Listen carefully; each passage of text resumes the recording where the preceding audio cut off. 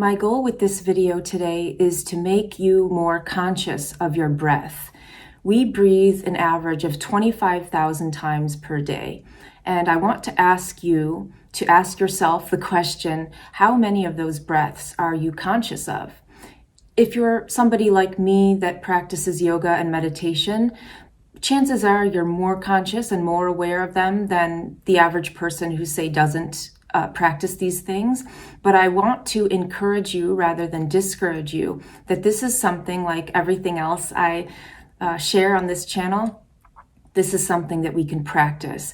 And by no means am I a perfect breather. That's not the objective here. The objective is to exercise our agency, that is our influence, our direct influence to affect change or the outcome, and really take control of our health. And these, I want to remind you, these are actionable things like breathing. These are actionable, zero-cost ways to introduce healthy habits that will vastly improve your quality of life, as well as contribute to your longevity.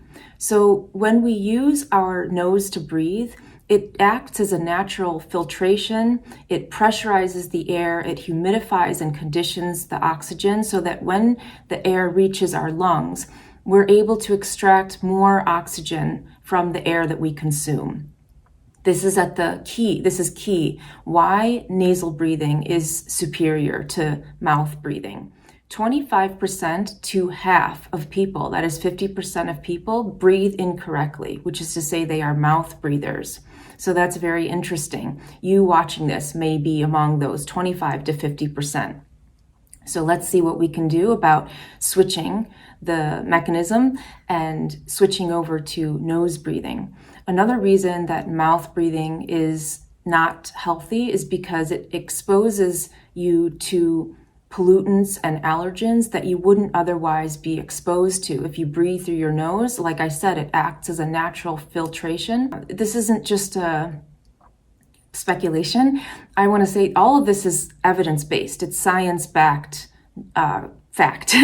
So this is something that we need to really pay attention to. We all need to pay attention to this. Particularly if you are a mouth breather, you need to pay attention to the ways in which you can train yourself to become a nasal breather. And you can, such as taping your mouth shut at night so that you can train yourself to breathe correctly through the nose. Keep in mind that we sleep for 1/3 of our lives. So that's a lot. That's a lot of time spent breathing incorrectly if you are a mouth breather. So that's why taping the mouth shut at night can really help to train the muscles. And another reason that mouth breathing, especially at nighttime, is detrimental is because it loosens or weakens the muscles at the back of the throat, which we know leads to snoring, of course, but it can lead to more serious conditions and disturbances in sleep, such as sleep apnea. So we don't want that. This is why nasal breathing can improve your mood, because if your sleep is compromised or disturbed by just your breathing, in the morning, we're not going to be well rested and optimally functional.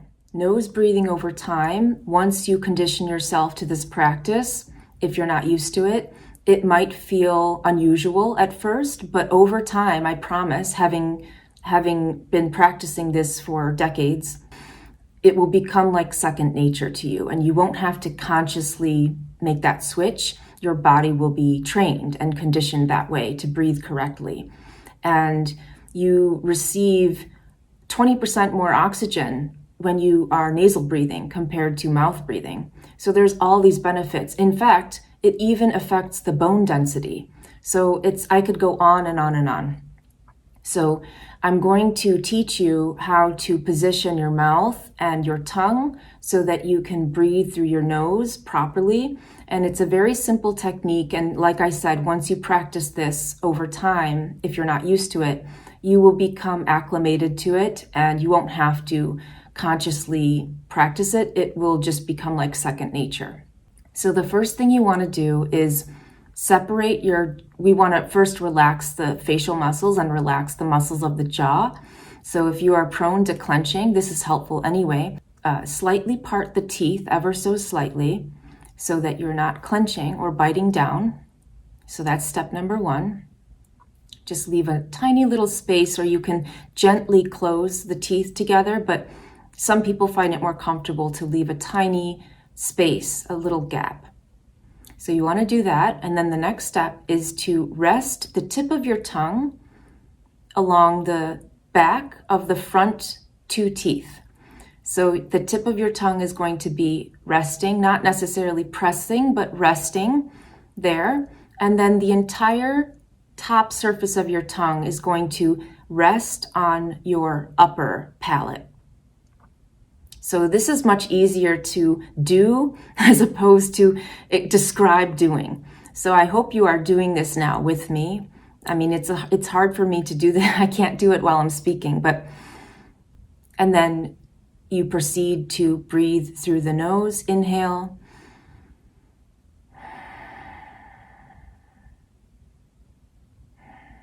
And then exhale through the nose.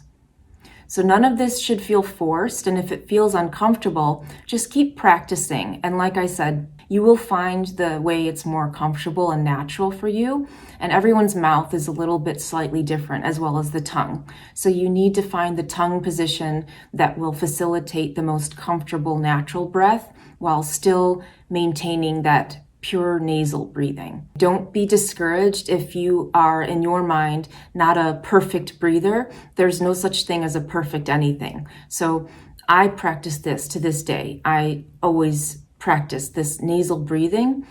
You will feel tremendously better, especially if you are a perpetual mouth breather, or if you've been a mouth breather since childhood and you transition to becoming a nasal breather. You will notice improvement in all across your health, your overall well-being, and your mood especially.